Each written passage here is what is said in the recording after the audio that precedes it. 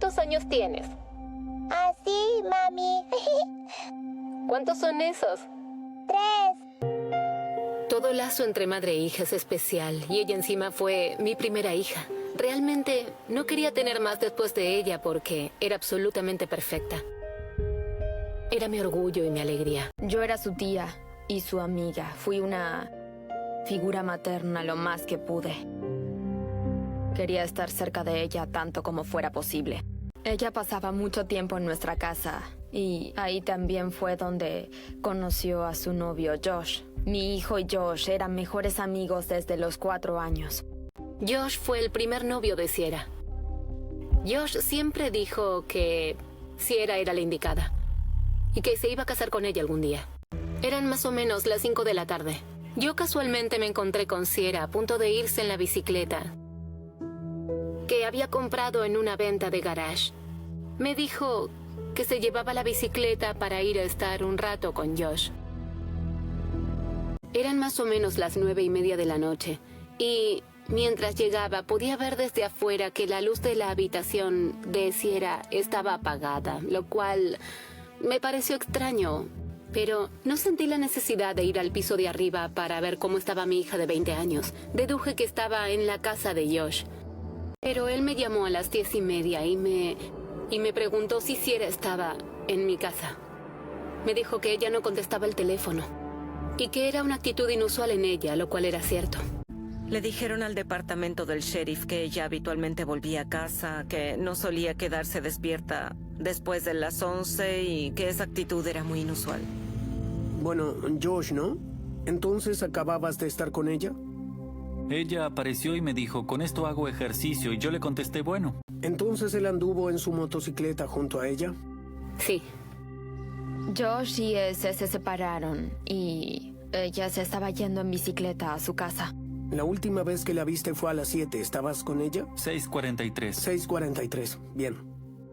No había ningún informe acerca del accidente. Contactaron a muchas jurisdicciones locales y no tenían información alguna de ello. Cuando se reporta a alguien como desaparecido, no se lo considera técnicamente desaparecido durante 24 horas, especialmente en el caso de Sierra, que era adulta. Sin embargo, comenzaron a buscarla.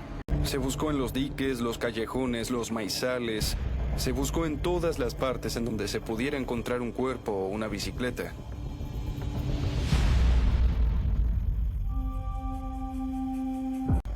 Cerca de la medianoche, un suboficial estaba conduciendo cerca del camino 6 del condado hasta que observó un sector de maíz caído al suelo al costado del camino.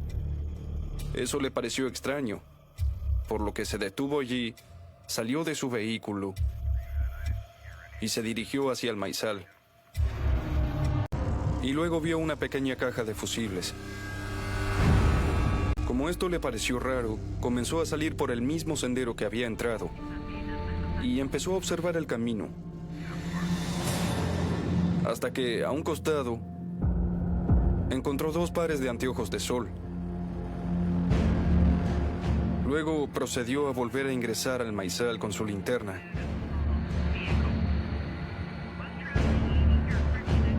Ahí fue cuando vio el reflector de una bicicleta en el maizal. Esa bicicleta se encontraba de pie y camuflada entre el maíz, como si la hubieran escondido. Eso les hizo creer que había ocurrido un secuestro. Pude ver la bicicleta a unos 15 metros de distancia y yo me sentía completamente aterrada.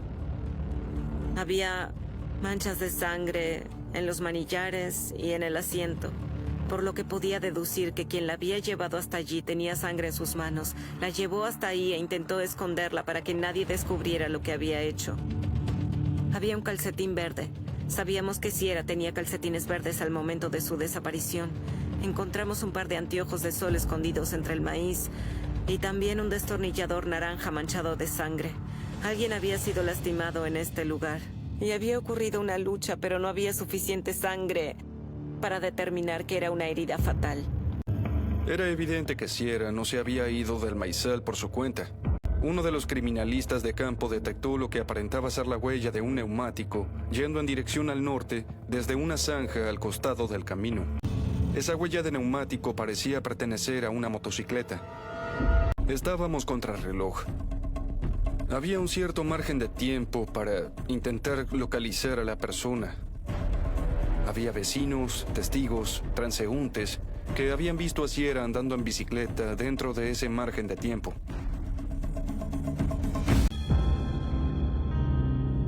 Un granjero local indicó que al momento de la desaparición de Sierra, él había estado yendo en dirección sur por el camino 6 del condado y pasado por el campo donde creíamos que Sierra había sido secuestrada.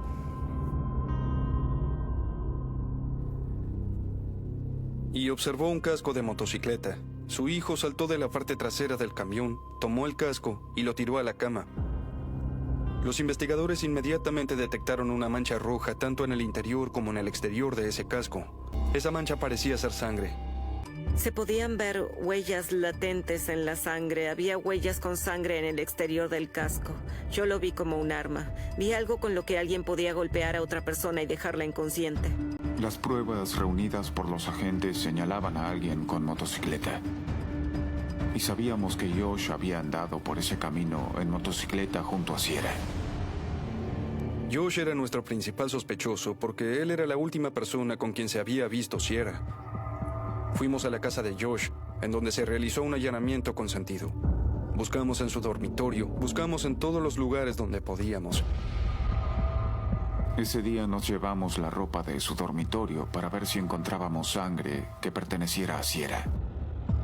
Buscamos en la motocicleta observando cada una de sus partes. No encontramos sangre ni nada que fuera sospechoso.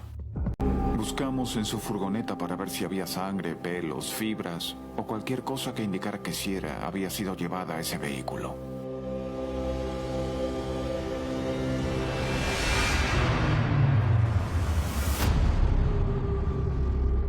Encontramos un par de overoles marrones con una gran mancha que nos parecía de sangre.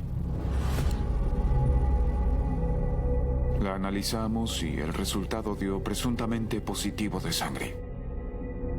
Él nos dijo que usó esos overoles para cazar venados y esa sangre se debía haberlos desollado. Analizamos la sangre y resultó ser sangre de animal, no de humano. Le hicimos un exhaustivo interrogatorio a Josh para que él nos contara todo y nos diera información general. Basándonos en nuestra conversación con él, era evidente que Josh no tenía relación alguna con la muerte de Sierra ni tenía idea de su paradero. Sabíamos que teníamos una víctima y que probablemente estaba viva todavía, pero no teníamos idea de quién era nuestro sospechoso e intentábamos encontrarla. La policía buscaba por los vecindarios, golpeando todas las puertas y hablando con cada persona que se pudiera hablar. Teníamos mucha urgencia. Había que trabajar lo más rápido posible. Teníamos muchas tareas y sentía que no se podían hacer lo suficientemente rápido. Sabíamos que ella estaba en algún lado y hacíamos todo lo posible para encontrarla, pero no llegábamos a ningún resultado. Sin embargo, esperábamos encontrarla con vida. Todo era difuso. Todo era muy desesperado. Creo que se podría describir como un caos organizado. Nuestro enfoque tenía que virar hacia quien, más allá de estos individuos, hubiese tenido el potencial de toparse con Sierra mientras se desplazaba por ese camino. En ese momento, hablamos con suboficiales sobre individuos del condado que podían ser clave. ¿Quiénes eran los agresores sexuales de la zona? ¿Quiénes eran los delincuentes violentos allí?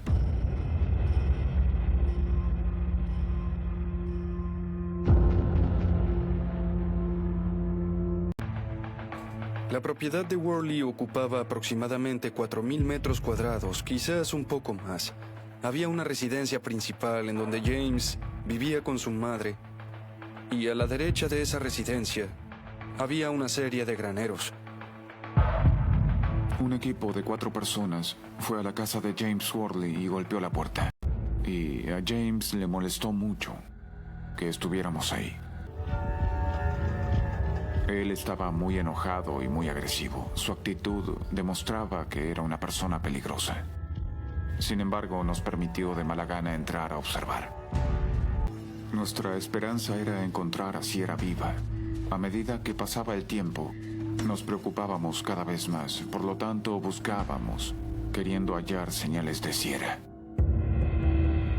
El primer lugar con el cual uno se encontraba era un taller en donde James solía reparar motocicletas, hacía pequeños arreglos en los motores.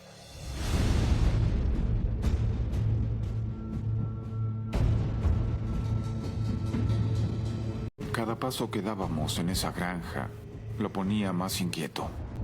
Cuando entramos, la situación se puso muy tensa. Worley parecía muy nervioso, muy enojado de que estuviéramos ahí.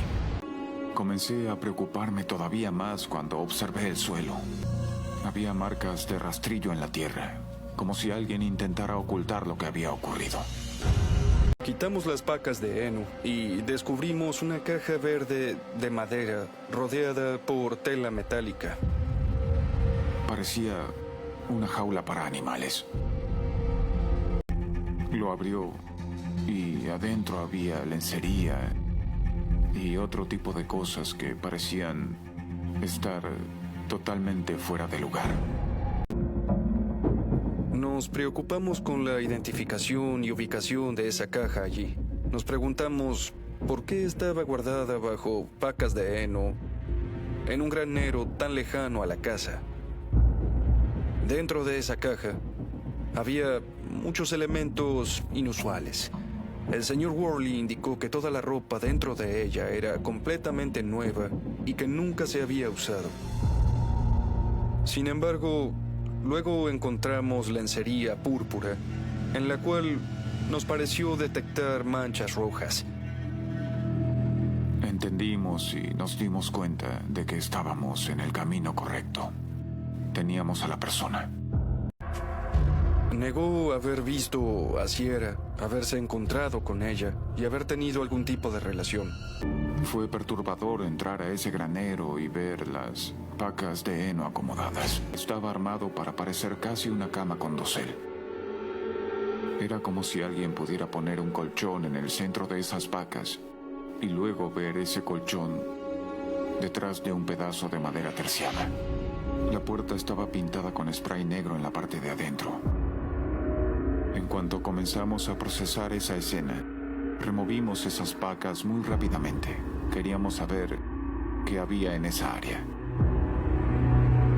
Tenía aparatos sexuales en la caja de almacenamiento.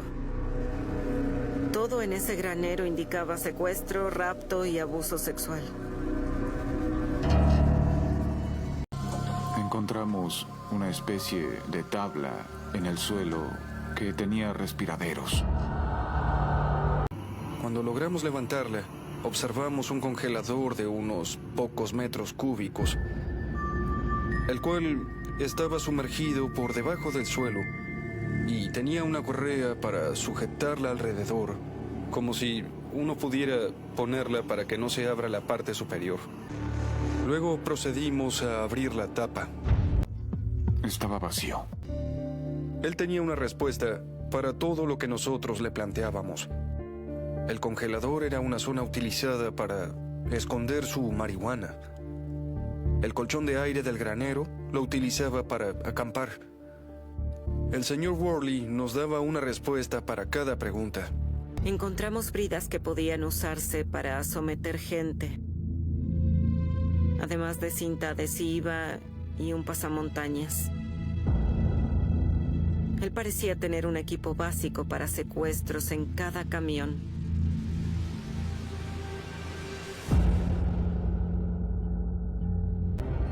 Fue en ese momento cuando un individuo, un granjero, nos informó que había encontrado algo inusual no muy lejos del lugar del secuestro y la casa del señor Worley.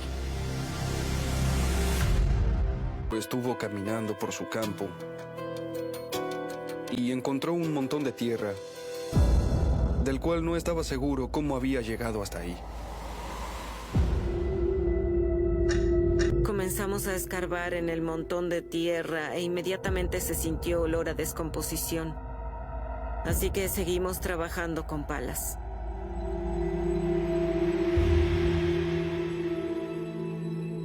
Era Sierra. Y el médico forense determinó que había sido asfixiada. Luego de que Josh y Sierra se separaran en el camino, James Worley la vio a ella andando en su bicicleta. Creemos que la pasó en County Road 6 y ahí decidió llevársela. Probablemente la golpeó con su casco. El golpe la hizo caer al suelo y luego la arrastró por el maizal. La ató. Creemos que la puso dentro de ese camión para luego llevarla de vuelta a ese maizal y agredirla. Se encontró ADN de ella en el colchón de aire y sangre suya en la lencería rosa. Había un trozo de cinta adhesiva en el granero, la cual tenía el ADN tanto de Sierra como de James Worley. Había una llave utilizada para las esposas con las cuales se habían maniatado a Sierra. Esa llave coincidía con una encontrada en el llavero de James Worley. James Worley fue declarado culpable del secuestro y homicidio de Sierra Joggin y condenado a muerte. Quisiera que todos recuerden su brillo y la gran sonrisa que tenía. Ella entraba y se levantaba el ánimo de todo el lugar. Eso es lo que espero que la gente recuerde de ella.